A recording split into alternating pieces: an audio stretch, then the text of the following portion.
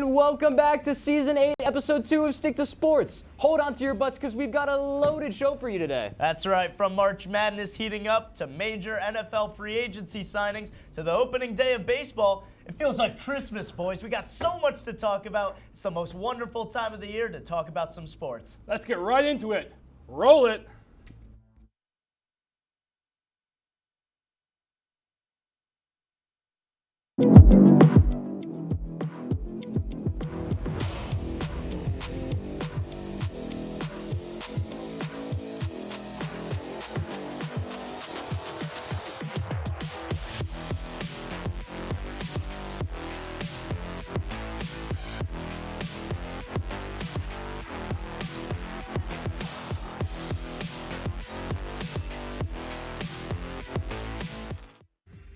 Folks, finally our new intro video, but let's get right into it. One of the best stories in college basketball this year came to a tragic end this past Saturday.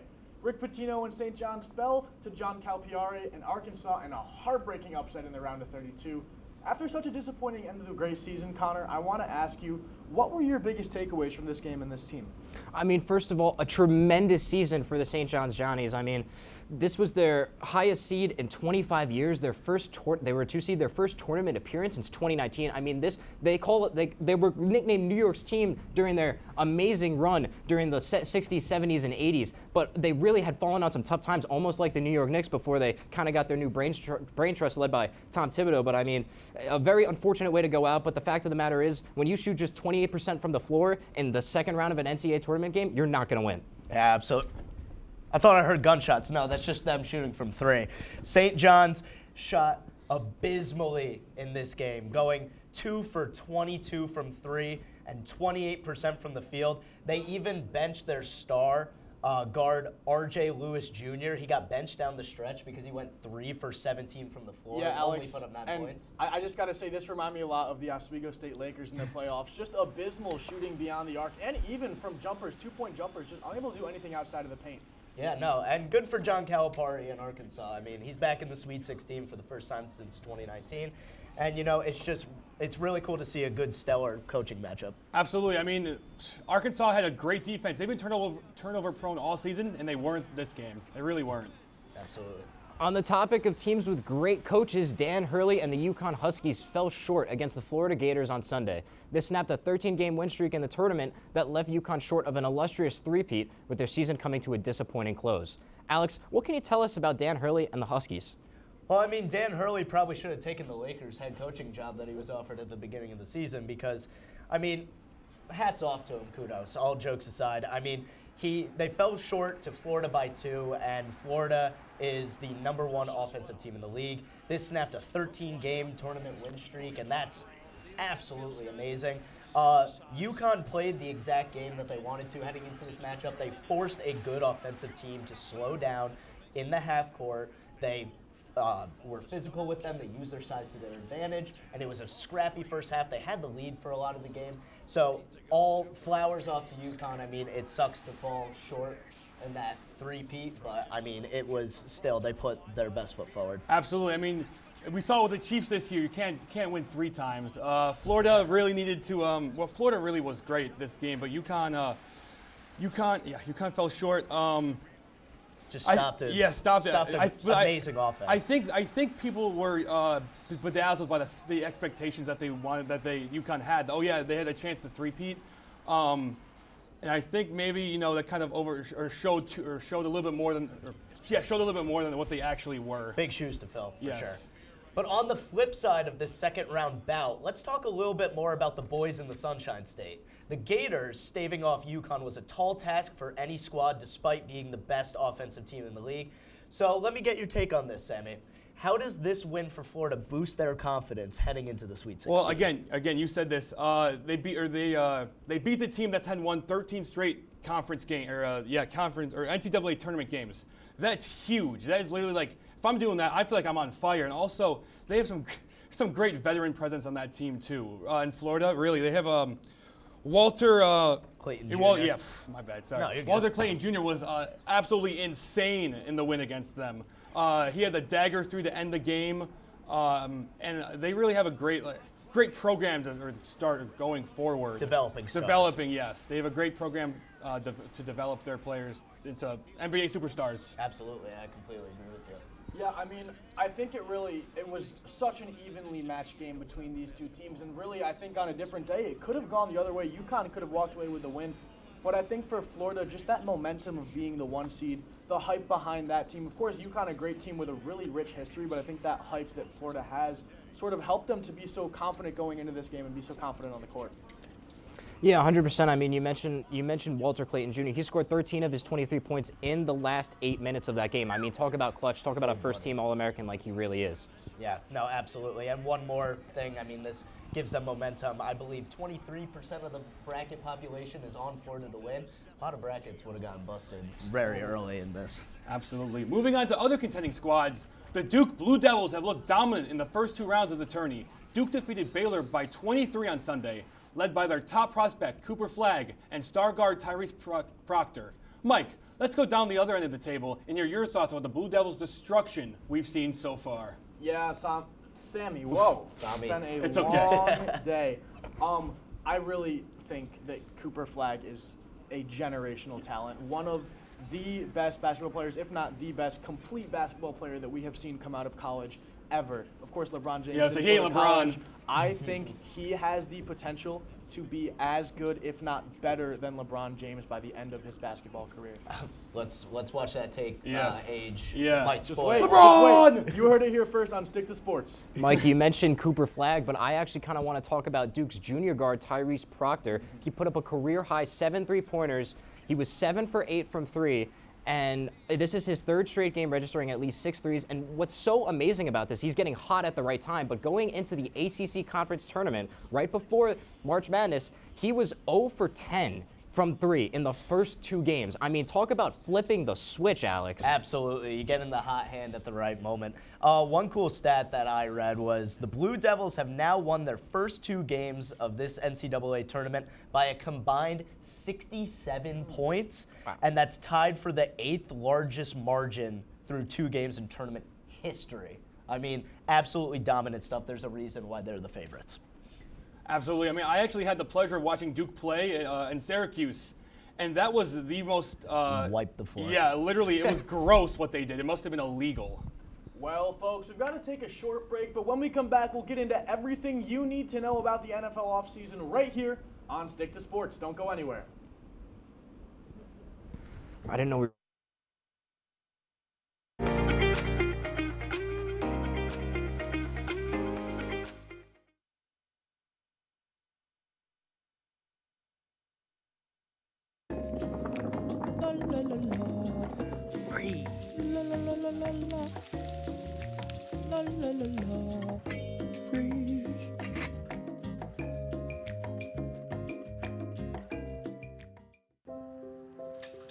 I want to eat apples and bananas.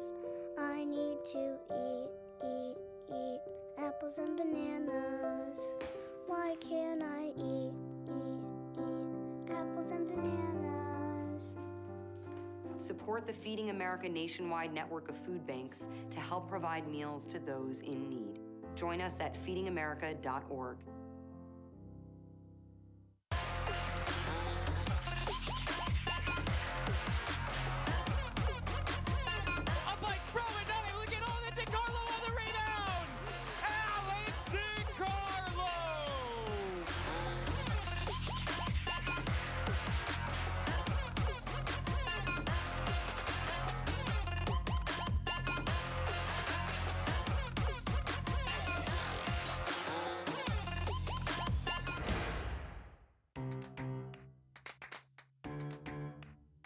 We'll deep dive into our feelings in our Real Talk segment. Stay tuned because it's about to get real.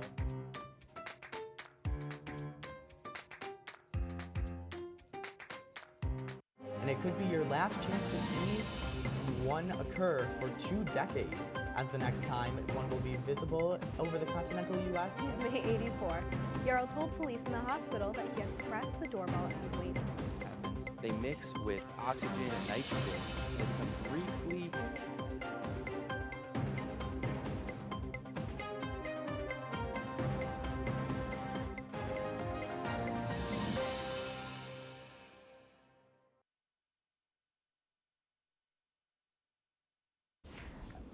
And welcome back to Stick to Sports. And folks, after 2 seasons of contract talks, T. Higgins and Jamar Chase finally got their payday. The Bengals front office shelled out a whooping $276 million for the pair.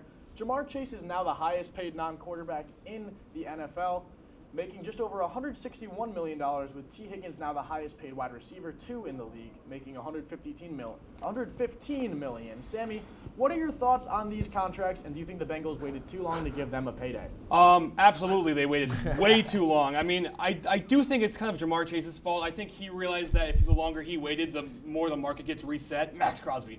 And he did wait, and he fortunately got it. I think the Bengals shot themselves right in the foot. I think they could have tagged T. Higgins and maybe traded him so they didn't have to pay $115 million. I get he's great, but you have the Triple Crown winner. I really don't think you're going to need, your wide receiver. I mean, I shouldn't be saying that. Your wide receiver too. But really, the Bengals don't have any defense, and they can't sign anybody until 2030. They're going to have to draft perfectly in the draft, or they're going to draft perfectly for defensive picks. And there's still, like you said, the Triple Crown winner, Trey Hendrickson. His contract standoff continues.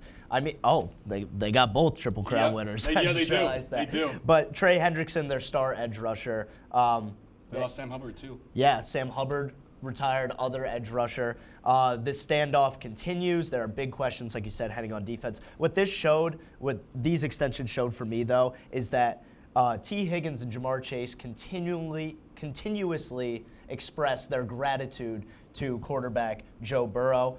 A big reason for them re-signing is because of Joe Burrow's leadership and him pushing for him wanting his top 2 weapons on offense. Absolutely.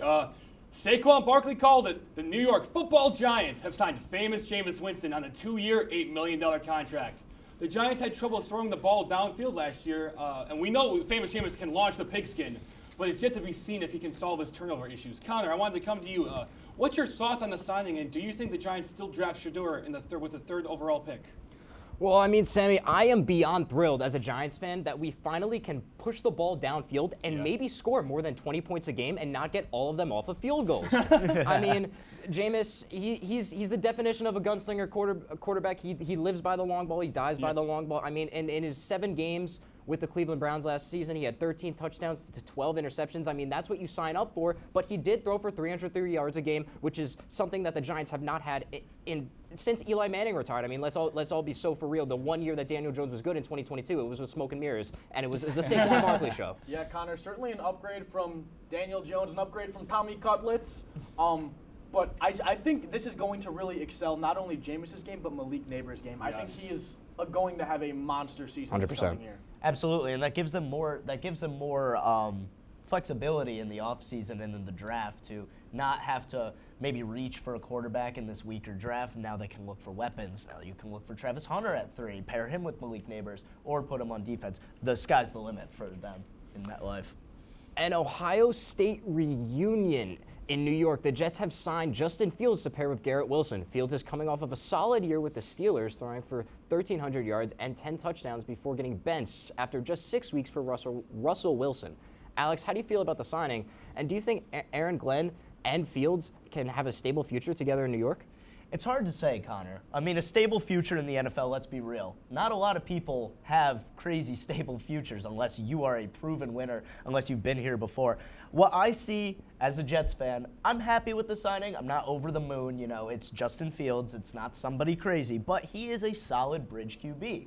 They signed him for 2 years, $40 million with 30 guaranteed. And how I see it is if he balls out and he fits well in this Jets system, this season is a good test year. Extend him if he does really well next year. If he underperforms next year and, his turnover rates continue, his fumble rates, you draft a QB in 2026, you're not giving him all that guaranteed money. It's a solid bridge QB option. I'm not mad at it, I meant to say. I feel like I'm getting deja vu with a very defensive-minded coach and a very new young quarterback in New York. I don't know where I'm getting that from, but I think that this is a great signing. I'm kind of mad he didn't come to my Raiders, but again, I'll take literally anything. I got Geno, but I really think the Jets are gonna be solid. I don't want to say great because they have to deal with the Buffalo Bills 2 times a year, But still, I mean, they have a chance to be second in the division and make the playoffs, hopefully. Yeah, Sammy, and I completely agree with you. I think this is a phenomenal signing for the New York Jets. I don't see how this could possibly go wrong, of course, now that I've said that, I'm sure it will. God, dude. But it leaves up in the air what will happen to Aaron Rodgers. Of course, still a free agent, still hasn't been signed by any NFL team, so it'll be interesting to see how that plays out as the rest of this offseason goes on. Well, I think he'll become a Steeler, but one thing I just want to point out really quickly is that Fields is 26 compared to his predecessor, Aaron Rodgers, who was 41. I mean, the second anyone got through those 5 guys on the offensive line, Rodgers was a sitting duck. I like the mobility of Fields. Yeah, and it gives us a mobile QB, which we have not had in years. But when we return, it's time for the fast break. Today, Sammy's bringing us some burning questions that'll leave us stumped. Or will it? Find out after the break.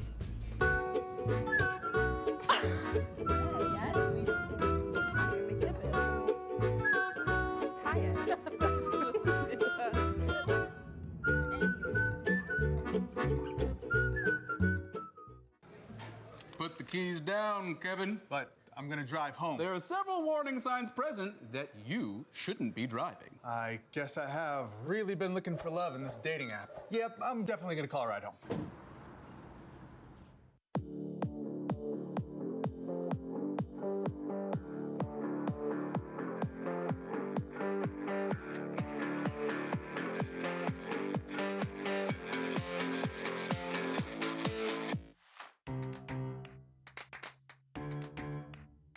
We'll deep dive into our feelings in our Real Talk segment. Stay tuned because it's about to get real.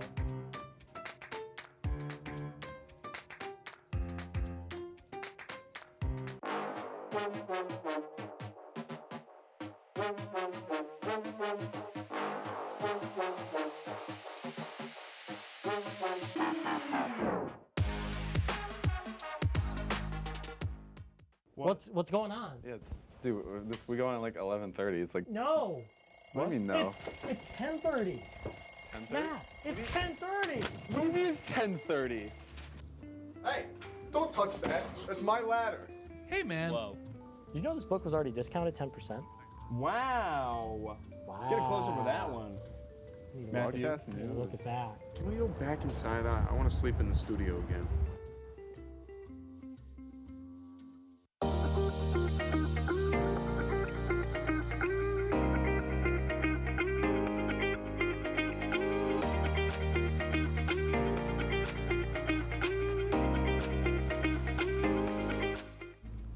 And welcome back to Stick to Sports. We're going to put it into 5th gear and head on over to the fast break.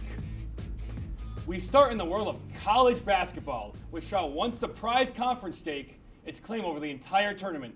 The SEC sent an unheard of 14 teams to the tournament, and an astonishing 7 of those teams have made it to the first weekend and are now on to the Sweet 16. How has the rise of NIL led to new conference dominating college hoops? Connor, what's led to the sudden surge of SEC teams? Well, Sammy, you certainly mentioned NIL, and one of these really big circumstances surrounding it is that the SEC is just absolutely loaded when it comes to cash. And I mean, the fact of the matter is they're already used to throwing, let's say, $5 million at the top quarterback just so he could go to their school. But now they're taking those $5 million, and that $5 million, which in football was only spent on one player, can now be spent to field a whole team of blue chip prospects. And I think that's why you saw an astonishing 14 teams from that conference not only make it, but also an amazing 7 of them, half of them, won both of their games and are now dancing in the Sweet 16. Yeah, no, and Connor, not to pull behind the curtain, but before the show, we were looking at the history of how the SEC has evolved over the years, and just dating back 12 years ago in 2013, there was a change of management and a new commissioner come in to manage SEC basketball, and they basically said, the names are escaping me, but they basically said, look, we have the resources, we have the money, we have the coaching. Why can't we make SEC basketball dominant again? There's absolutely no reason for it. So they took matters into their own hand, they controlled their own business model, and 12 years later, it's finally paying off. Yeah, and I think NIL is also really important for incentivizing being a student athlete. I mean, being able to go and play the sport you love in college and make money while you're doing it, that's something that has just recently come up, and I know that all the players, all the student athletes love to be a part of it. Absolutely. 100%. From the college ranks to the pros we go, as the New York Knicks have been without their star point guard, Jalen Brunson, for the past 2 weeks. The Knicks are 4-4 without their star man and are trying desperately to hold on to the 3 seed in the Eastern Conference. Alex, how has Brunson's injury affected the Knicks? Oh, it's been terrible for the Knicks. It's been absolutely terrible. He's missed 8 games, and when Brunson's not with the team, you can almost feel a part of the Knicks' spirit just start to crumble. I mean, it has been good. It's been a good test to show who is going to be that true number 2 option come playoff time. We thought it was Karl Anthony Towns. He's had his fair share of inconsistency and struggles. Mikal Bridges has been the one who has stepped up in this time away from Brunson, averaging 21.7 points on great efficiency, great shooting numbers. This is an opportunity for Tom Thibodeau to smooth out the kinks of this offense and kind of learn how he's going to compete with top seeds like the Celtics and Cavs who look unstoppable. Like, absolutely. Certainly, and you mentioned him trying to figure out who the second option is going to be on this team, but I also want to take this chance and really show how Tom Thibodeau should use this as an opportunity to figure out who's going to come off of his bench. I mean, with an injury to Deuce McBride in the Knicks last game, Tyler Kolek played 18 minutes, which is, he's a rookie, by the way, unheard of in any Tom Thibodeau system. I mean, this is a guy who's used to only going like 3 or 4 deep off the bench. He'll really only even go 5 when he really has to, unless he loves who he's bringing off the bench. The starters are playing. Yeah. Absolutely. Yeah, guys, and I just want to say I really miss Dante DiVincenzo. Oh, my God. Not the most consistent player on the court, but when he was hot, oh, my goodness, he was hot for the New York Knicks. It's been a roller coaster of a season so far for them, ups, downs, highs, lows, and I'm really interested to see how they're going to close out the season, how they're going to make that postseason run. But honestly, I just don't see them making it to the finals this year. Hey, we'll see how it all pans out. I'm really mad about the DiVincenzo trade because I got a signed jersey from him the week before he got traded. That's all I'm going to say. Switching over from the court to the ice, the NHL trade deadline has come and gone, and boy, oh boy, was it a doozy. With teams all across the league making moves, Connor, who stood out to you as your 2025 deadline winners? Well, I mean, it's got to be the defending Stanley Cup champions, the Florida Panthers. I mean, they recently acquired the captain of the Boston Bruins, Brad Marchand, who looked like he was going to spend his entire career as a Bruin, and then, I mean, the Bruins organization just lowballed him on what would probably be his final contract and said, get the heck out of here. I mean, but you look at that first line of Matthew Tkachuk, Sam Bennett, Brad Marchand, they're calling it the rat line down there in Florida. I mean, they're going to be throwing those fake rats on the ice as soon as him or Tkachuk score. I mean, this is a team that already forechecks well, that already has really good size in their forwards, and they've already just added to that depth. And not to mention, Brad Marchand, he's a Stanley Cup champion. He's been there, he's done that. I like the Panthers. The reigning champs are going to be scary, Connor, for sure. For my trade deadline winner, I had one of their competitors. I had the Toronto Maple Leafs. So GM Brad Treveling targeted what the Leafs haven't had on their squad in a minute, a rugged third-line center in Scott Loughton, who will complement Austin Matthews and John Tavares up the middle. And they also signed a bruising stay-at-home defenseman in Brandon Carlo to give Toronto its best top-4 rotation it's had in a minute. They gave up a big haul for it, giving away 3 young skaters and 2 first-round picks. But the time is now for the Maple Leafs. They have to be competitive. Yeah, fellas, and plain and simple, I think it was the Dallas Stars. I mean, only one name I need to say, Mikko Rantanen coming in. Throwback. He's going to be absolutely huge for that team. Didn't really fit in too well with the Canes, but I think he's going to do a great job fitting into this Dallas system, and it's going to be a really phenomenal season for them. And we got to take one more break here on Stick to Sports, but don't go anywhere, because when we get back, it's extra innings, and we'll give our picks for the MLB division winners.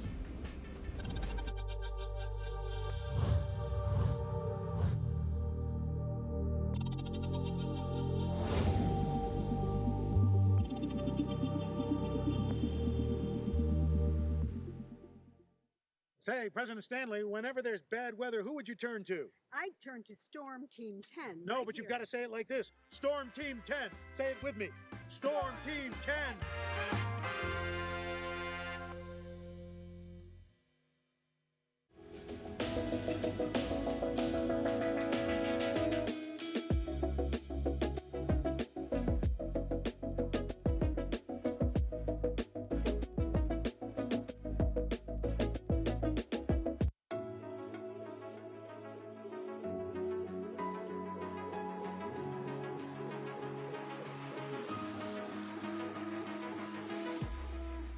Roll it.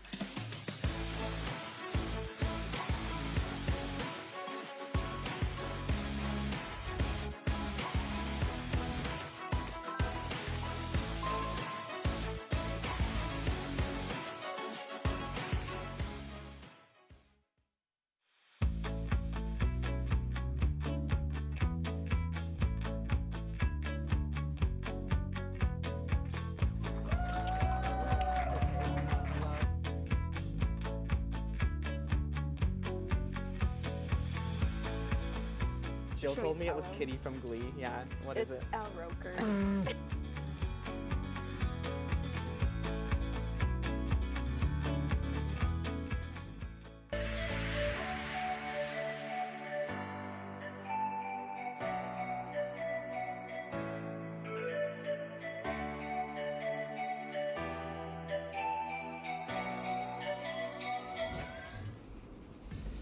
And welcome back to Stick to Sports. It's time for everyone's favorite segment, Extra Innings. We start in the two most competitive divisions in all of baseball. The AL and the NL East look like absolute bloodbaths this year, with 3 teams in each division believing that their team is the one that could come out on top. Alex, who do you got coming out?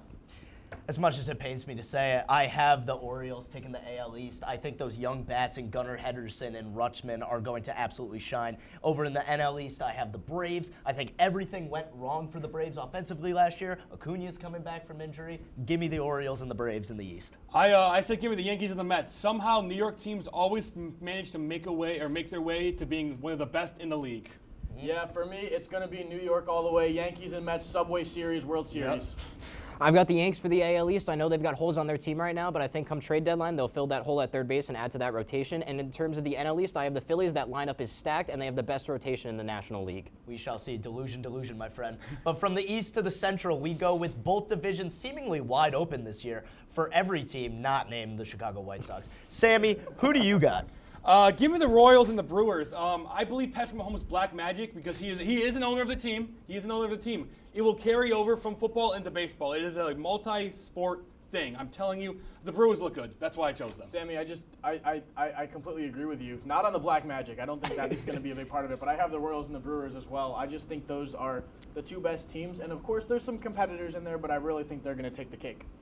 For the AL Central, I've got the Tigers. I think the dominant 2-headed monster of Tarek Skubal and Jack Flaherty is going to be too much for the NL Central teams to handle. They'll also have Jackson Jobe looking to potentially be an NL Rookie of the Year candidate as the number 3 starter. In terms of the NL Central, I got the Brewers. I mean, they're basically the Tampa Bay Rays of the National League. I know they lost David Stern to the Mets, but that brain trust is still there. Yeah, I mean, the AL Central was one of the hardest divisions I had to pick from. I chose the Royals. I think key signings, they retained most of their guys from last year, and they made a deep playoff run.